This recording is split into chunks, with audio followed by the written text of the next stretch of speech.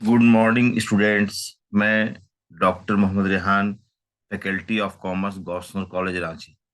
Student, आज मैं आप लोगों को एक नोट्स दे रहा हूँ नेशनल इनकम के बारे में। ठीक है? What is national income? इसको आप लिखिए, मीनिंग ऑफ नेशनल इनकम लिखिए और डिफिनेशन ऑफ नेशनल इनकम लिखिए और इम्पोर्टेंस लिखिए, कैरेक्टरिस्टिक्स लिखिए। ये सभी बात को आप कॉपी में लिखना स्टार्ट करिए इस वीडियो के माध्यम से। और अपना अटेंडेंस जरूर बनाइए। कमेंट बॉक्स जो होता है ना, यूट्यूब चैनल है मेरा, उसमें कमेंट बॉक्स में जाके अपना अटेंडेंस लिखिए, रोल नंबर, नेम, आपका नेम और क्लास रोल नंबर जरूर लिखिए। सेक्शन भी लिख सकते हैं। और मेहनत कीजिए, आप लोग मेहनत नहीं कर रहे। ठीक है? Thank you. लिखना स्टार्ट करें।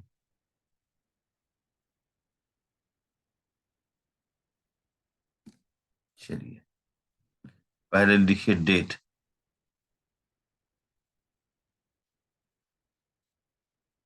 आज का डेट क्या है?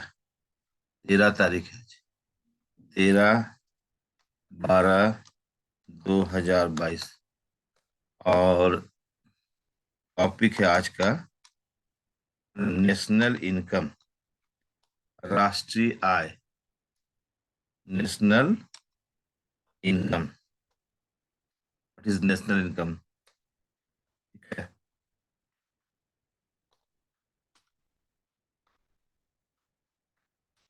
हम्म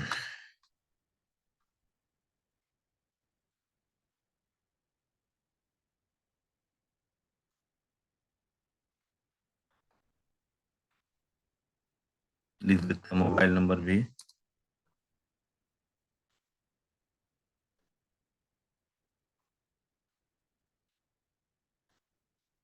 ठीक है।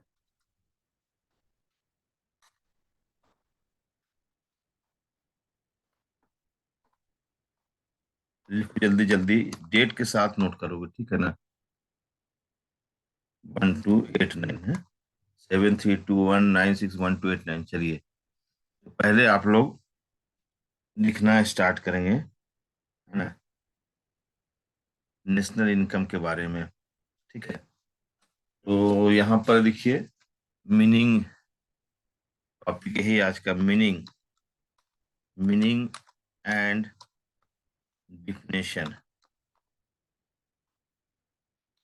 ऑफ नेशनल इनकम, राष्ट्रीय आय का अर्थ और परिभाषा। यही टॉपिक है।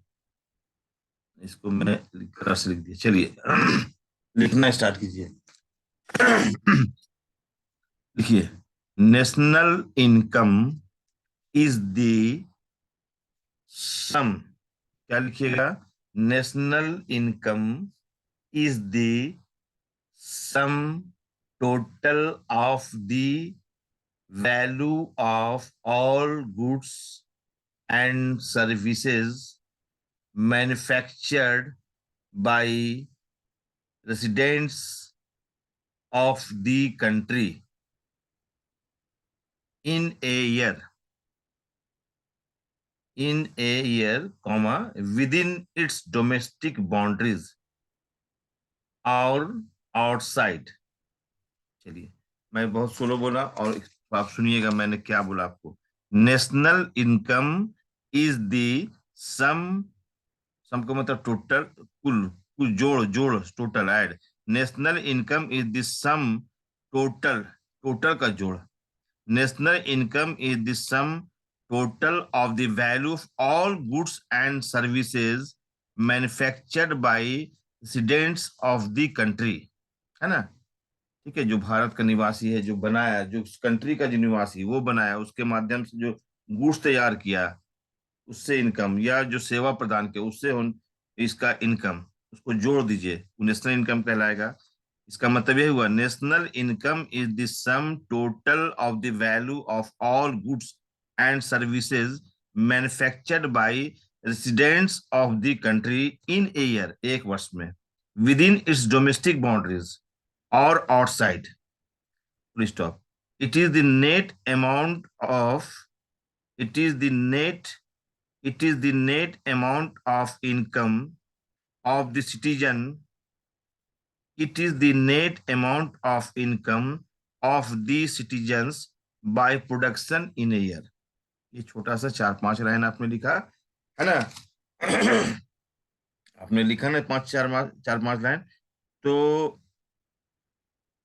इसमें और कुछ ऐड कीजिए आप थोड़ा सा, और हिंदी में भी बता देता हूँ आपको, है ना, कि क्या है। अगर आप हिंदी मीडियम वाले स्टूडेंट जो है उनको अगर समझ में, देखिए, राष्ट्रीय आय से आशय, सुनिएगा, राष्ट्रीय आय से आशय किसी एक वित्तीय वर्ष में किसी देश द्वारा उत्पादित वस्तुओं और सेवाओं का मूल्य से है।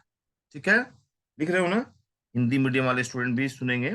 राष्ट्रीय आय से आशय किसी एक वित्तीय वर्ष, माने फिनेंशियल ईयर में, एक वर्ष में किसी देश द्वारा उत्पादित वस्तुओं, गुड्स एंड सर्विसेज, वस्तुओं और सेवाओं का मूल्य से है ना।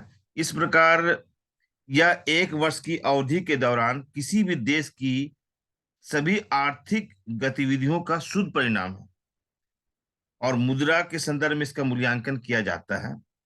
जिस राष्ट्र की राष्ट्रीय आय जितनी अधिक होगी, उस देश की अर्थव्यवस्था उतनी ही मजबूत मानी जाती है। इसलिए प्रत्येक वर्ष इसका मूल्यांकन करना बहुत महत्वपूर्ण है ना। ठीक है, समझ में आ गया होगा आप लोग को, मूल्यांकन करना बहुत महत्वपूर्ण है। हम्म। तो आप ऐसे भी समझ सकते हैं कि किसी देश की ओर से एक साल में उत्पादित सभी वस्तुओं और सेवाओं की कीमत प्राप्ति होती है, उसे राष्ट्रीय आय कहते हैं, है ना। राष्ट्रीय आय किसे कहते हैं?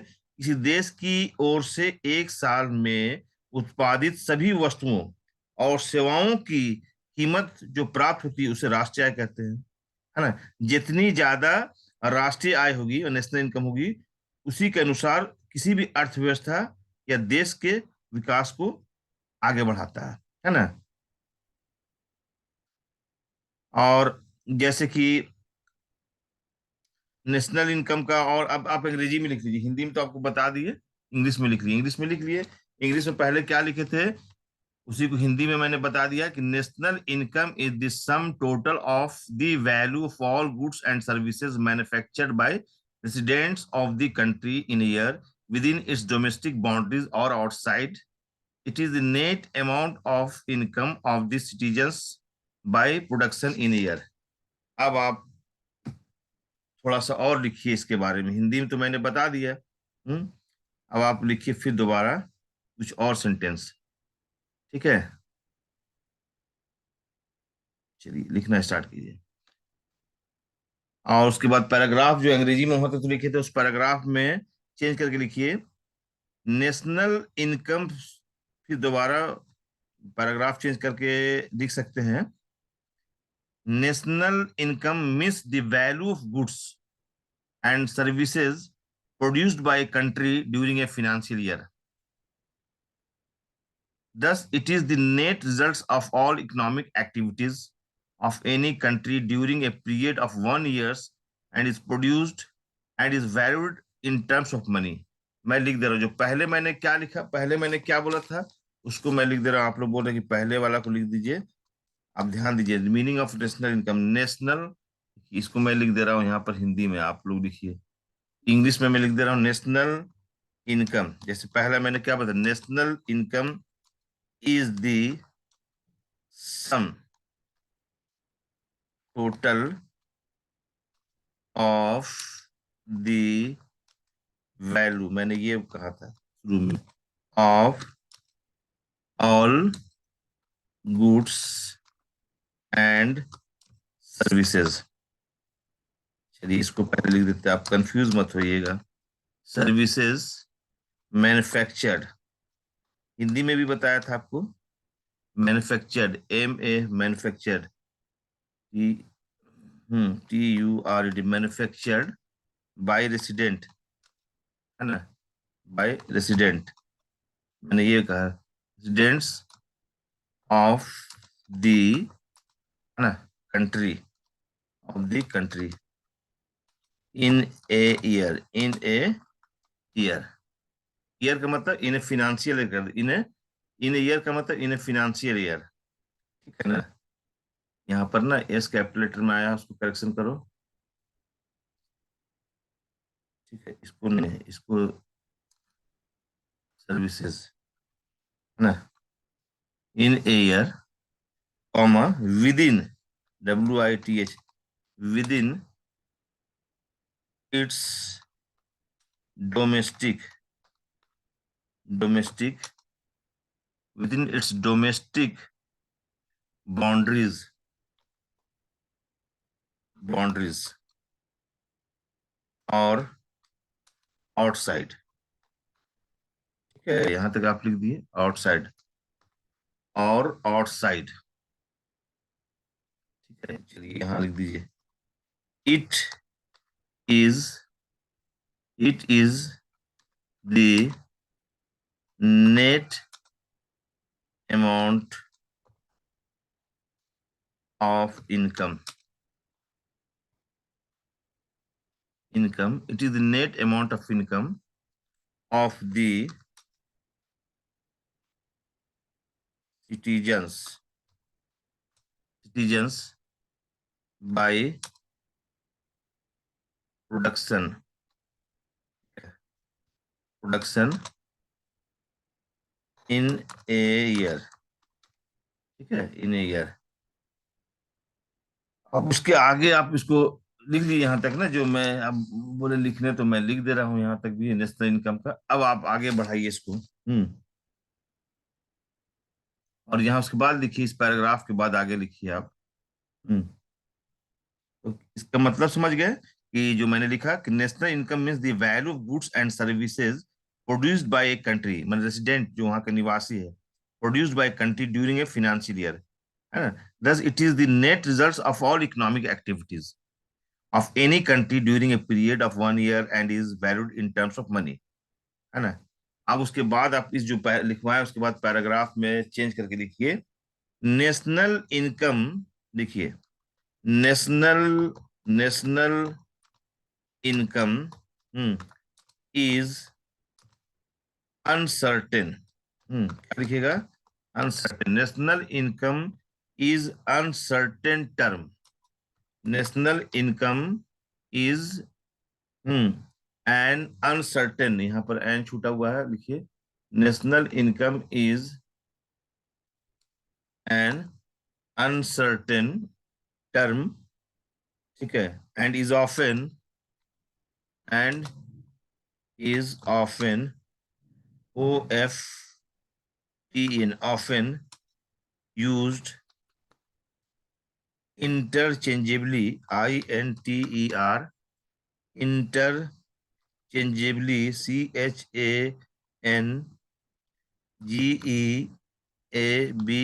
interchangeably with the national dividend, interchangeably with the national dividend, comma, national output, comma, and national expenditure. तीन चीज है, याद रखिएगा।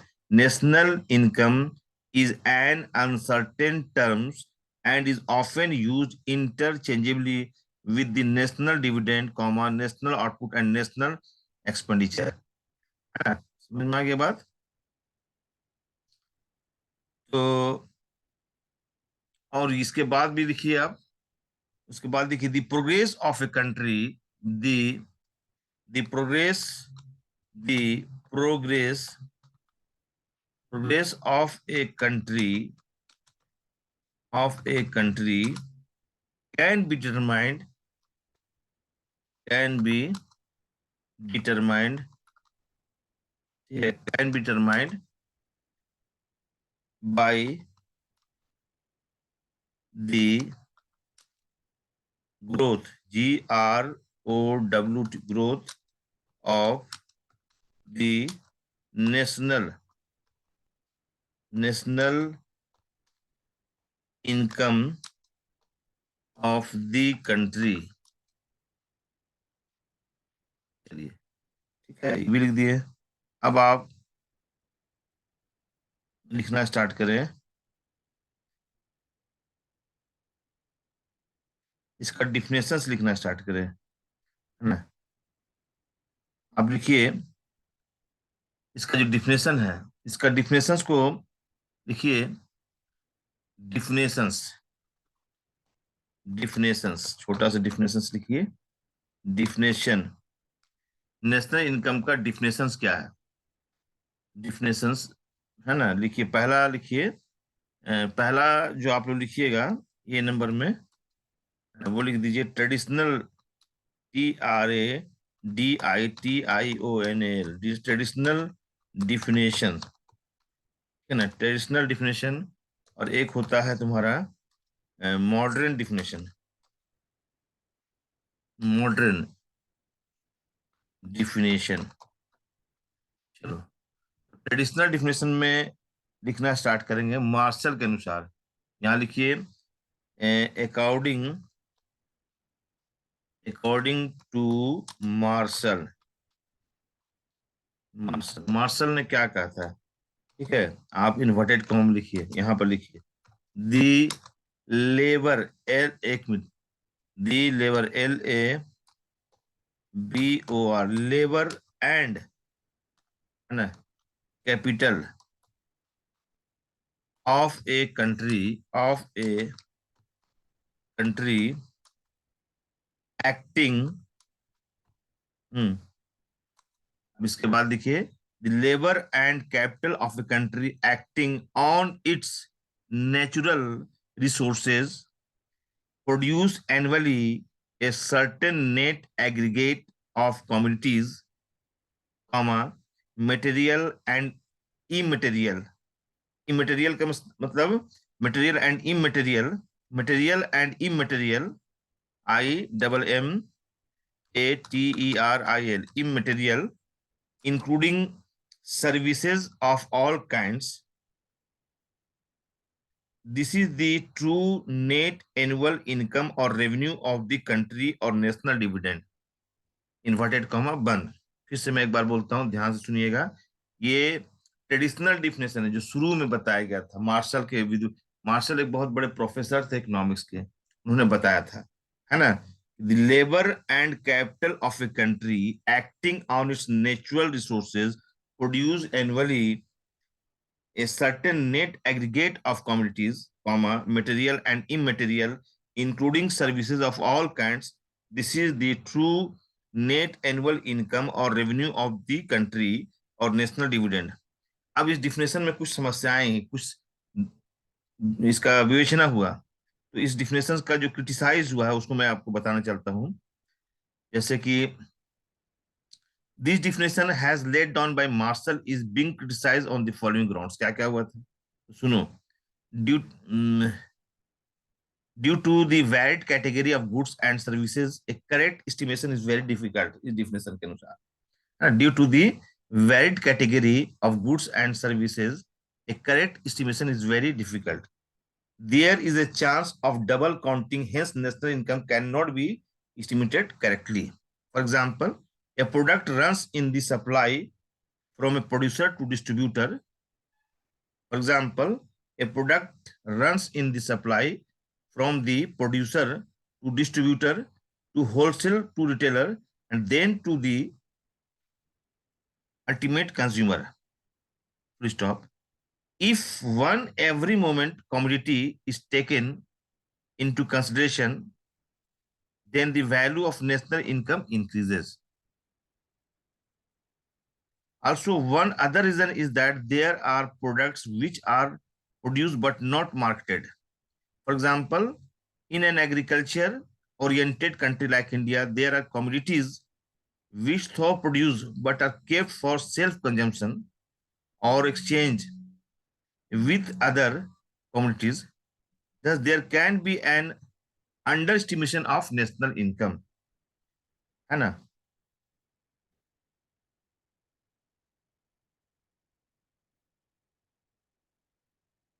लिख लिया आप लोग नेशनल इनकम का। अब आप आइए दूसरा, आइए जो एक जो मॉडर्न डिफिनेशन है उसमें आप लिखिए ट्रेडिशनल समझ में आ गया आप लोग को। अब मॉडर्न डिफिनेशन लिखिए, है ना। मॉडर्न डिफिनेशन में आप सीधे कर दीजिए। एक मिनट, थोड़ा सा आप लोग लिखिए, बहुत स्पीड बोल दिए क्या हम आप लोग। मॉडर्न डिफिनेशन में आप लिखिए, है ना। इसमें जीडीपी का कॉन्सेप्ट है और जीएनपी का कॉन्सेप्ट, है ना। क्या है? जीडीपी का कॉन्सेप्ट मॉडर्न डिफिनेशन में, है ना। एक विद्वान है, सीमन कुजनेट्स। अच्छा, इसको छोड़िए, आप लिखिए। लिखिए, आप ऐसे कॉपी में लिखिए, following are the modern national income definition. आप लिखिए कॉपी में, following are the modern national income definition, है ना। ट्रेडिशनल में केवल मार्शल का लिख लीजिए। ऐसे इसमें लिखिए जीडीपी के बारे में, है ना। जीडीपी, एक जीडीपी के बारे में लिखिएगा। इसको ऐसा कीजिए, इसको ऐसा कीजिए, एक जीडीपी लिखिए। जीडीपी को समझना है इसमें मॉडर्न में। और दूसरा लिखिए जीएनपी, है ना। अच्छा, जीडीपी का जो कॉन्सेप्ट है, जीडीपी मतलब हुआ ग्रॉस डोमेस्टिक प्रोडक्ट, है ना। जीडीपी, जीडीपी का मतलब क्या हुआ? ग्रॉस, ग्रॉस, ठीक है, डोमेस्टिक, डोमेस्टिक प्रोडक्ट लिखो, ठीक है। इसके अंदर यहाँ पर लिख लो, ग्रॉस डोमेस्टिक प्रोडक्ट में लिखो total value, the total value of goods produced and services rendered within a country during a year during a year is its gross domestic product, है ना। इसमें बोलते total value of goods produced and services rendered within a country during a year is its domestic is its gross domestic product. Further, gross domestic product is calculated at market price and is defined as GDP as market prices, है ना। ठीक है। अब है, आप लिखो different constituents of GDP. Different constituents, CONSTITUENTS, constituents of GDP are. क्या क्या कंस्टिट्यूएंट्स ऑफ जीडीपी आर? पहला लिखो वेजेस। पहला क्या लिखोगे? पहला नंबर वन में लिखो wages and salaries. Number two में लिखो रेंट। नंबर थ्री में लिखो इंटरेस्ट। नंबर फोर में लिखो अनडिस्ट्रीब्यूटेड प्रॉफिट्स। नंबर फाइव में लिखो नंबर फाइव में लिखो नंबर फाइव में लिखो मिक्स्ड इनकम। सिक्स में लिखो सिक्स में लिखो तुम डायरेक्ट टैक्सेस, है ना। और सेवन में लिखो डिविडेंड। और एट में लिखो डिप्रिसिएशन। ये हो गया आपका जीडीपी का कॉन्सेप्ट। और आप लिखिए नेक्स्ट जो है जीएनपी। जीएनपी का मतलब क्या हुआ? जीएनपी का मतलब हो गया, जीएनपी का मतलब यहां मैं ब्रैकेट में लिख दे रहा हूं, जीएनपी। जीएनपी को लिखो gross gross national product, national product, ठीक है, ग्रॉस नेशनल प्रोडक्ट। और ऊपर में कर दो जीडीपी का, यहाँ पर लिखते हैं ताकि तुमको अच्छा लगेगा भी। यहाँ लिखो, एक मिनट, यहाँ लिखो gross domestic domestic domestic product, है ना। नीचे लिख दिया था ना, ऊपर में कर दिया, आपको दिक्कत नहीं होगा। ग्रॉस नेशनल प्रोडक्ट के बारे में थोड़ा सा लिखो। What is the meaning of gross national product लिखो, या फिर कैसे कैलकुलेशन किया जाता है। देखिए, ग्रॉस नेशनल प्रोडक्ट में आप ऐसे लिखिए, फॉर कैलकुलेशन ऑफ जीएनपी, है ना, फॉर कैलकुलेशन ऑफ जीएनपी यानी gross national product, for calculation of GNP we need to calculate and assesses the data. Assesses का spelling ASSESS, and assesses the data from all productive activities, comma, such as agricultural produce, comma, wood, comma, minerals, comma, commodities, comma, the contributions to production by transport, comma, communications, comma, insurance companies, comma, professions such bracket में as lawyers, doctors, teachers, chartered accountants bracket में बंद, ETC bracket बंद, at market price, है ना। और it, लिखो नीचे, it also includes net income arising in a country from abroad. याद रखो जीएनपी में, it also include net income arising in a country from abroad.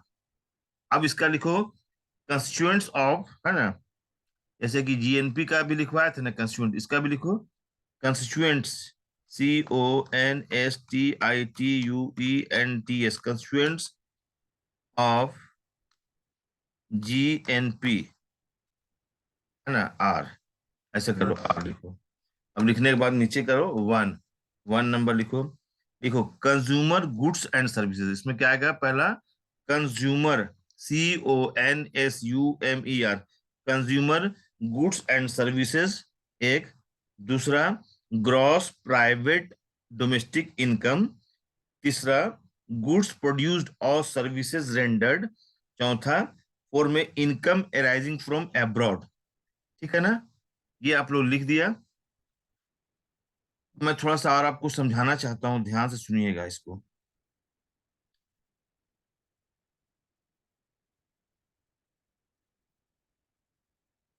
तो हिंदी में तो मैंने आपको बता ही दिया था, है ना। राष्ट्रीय आय के बारे में मैंने बताया था कि नेशनल, हिंदी हिंदी में आप लोग बोल रहे हैं, थोड़ा सा हिंदी में भी बता दीजिए।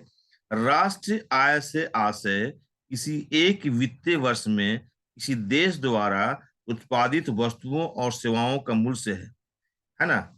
इस प्रकार यह एक वर्ष की अवधि के दौरान किसी भी देश की सभी आर्थिक गतिविधियों का शुद्ध परिणाम है, और मुद्रा के, है ना, के संदर्भ में इसका मूल्यांकन किया जाता है। जिस राष्ट्र की राष्ट्रीय आय जितनी अधिक होगी, उस देश की अर्थव्यवस्था उतनी ही मजबूत मानी जाती है। इसलिए प्रत्येक वर्ष इसका मूल्यांकन करना बहुत महत्वपूर्ण है ना। ये मैंने आपको बताया। अब है कि टोटल तो इसी के बारे में है कि नेशनल इनकम का की माप जो थी, सबसे पहले 1868 में दादा भाई नौरोजी में प्रकाशित किया गया, है ना। उनका जो बुक था, the poverty and un British rule in India. और स्वतंत्रता प्राप्ति के पश्चात केंद्र सरकार ने 4 अगस्त 1959 ईस्वी में नेशनल इनकम समिति की नियुक्ति की, और है ना। और अच्छा, ये चीज है आप लोग को समझाना थोड़ा जरूरी है कि इसका मेजरमेंट कैसे होगा। हम्म, ठीक है, चलिए इसको भी लिख ही देते हैं। मेजरमेंट है, इसको करना जरूरी है, आसानी से समझ जाइएगा। हम्म, लिखिए आप लोग मेजरमेंट के बारे में, कैसे लिखिएगा, इसको कैसे मेजरमेंट कीजिएगा। अच्छा, आप ना, इसका बहुत सा मेथड है, नेशनल इनकम का मेजरमेंट करने का मेथड कौन कौन सा, उसको भी लिख सकते हैं। अच्छा, ये लिख लीजिए कि नेशनल इनकम में कौन कौन से आइटम्स इंक्लूड किए जाते हैं, कौन कौन से आइटम इंक्लूड नहीं किए जाते। ठीक है, मैं थोड़ा सा इसको मिटा देना चाहता हूँ, लिखने में आसानी हमको हो जाएगा। देखिए आप लोग, ये नेशनल इनकम में उसी में आ जाएगा। आप अपने से भी इसको लिख सकते हैं कि नेशनल इनकम में, आप ऐसा लिखिए, नेशनल इनकम, यहाँ पर टॉपिक बना दीजिए, नेशनल, नेशनल इनकम। अब उसके नीचे लिखिए यहाँ पर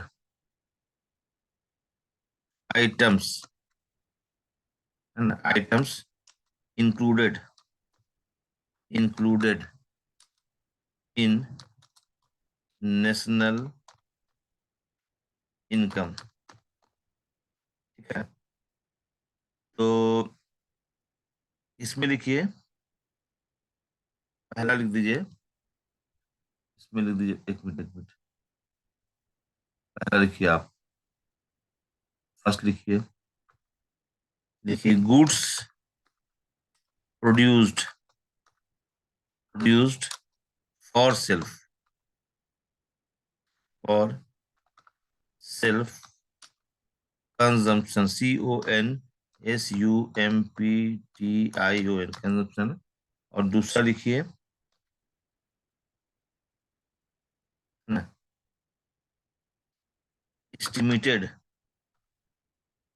estimated rent of the self occupied property. ठीक है, और ये हो गया items included in national income, और आइटम्स नॉट इंक्लूडेड इन लिखिए, है ना। देखिए items not included in national income, national income, चलो ठीक है, नेशनल इनकम। तो अब लिखो यहाँ पर, है ना, इसको हटा दो। लिखो कौन कौन से आइटम्स यहाँ। पहला लिखो तुम लोग, लिखो intermediate goods, INTERMEDIAT, intermediate goods, है ना। दूसरा लिखो ट्रांसफर पेमेंट्स, ट्रांसफर पेमेंट्स। ठीक है, ट्रांसफर पेमेंट में जैसे कि, है ना, गिफ्ट्स हुआ, अनएम्प्लॉयमेंट अलाउंस हो गया, डोनेशंस हो गया। ठीक है, और तीसरा लिख लो sale and purchase of old, purchase of old goods, old goods, है ना। चौथा लिख दो तुम windfall, WIND, windfall gains. और पांचवा लिख दो ब्लॉक मनी, ब्लॉक मनी लिखिए। ठीक है ना, ब्लॉक मनी का एस्टिमेट नहीं किया सकता है। अब विंडफॉल गेन का एग्जांपल लॉटरी हुआ, इनकम हुआ।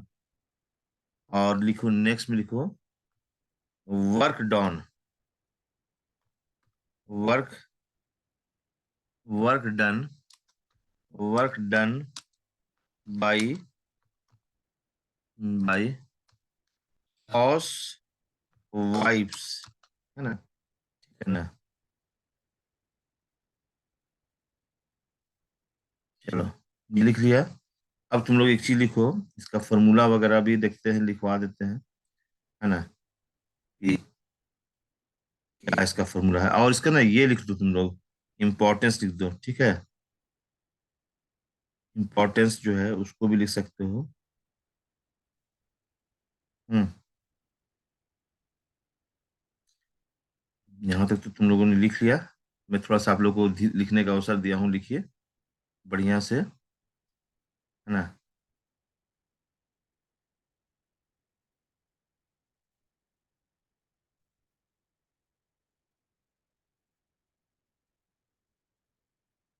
अच्छा, इसका ये इम्पोर्टेंस लिखो, है ना, क्या क्या है, कैरेक्टरिस्टिक्स है, उसको लिख लो। चलो लिखना स्टार्ट करो।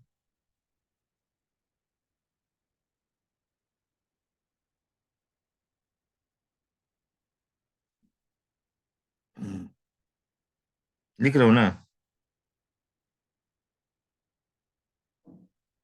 इसको मैं हटाता हूँ, पहले मैं मिटा रहा हूँ। हम्म,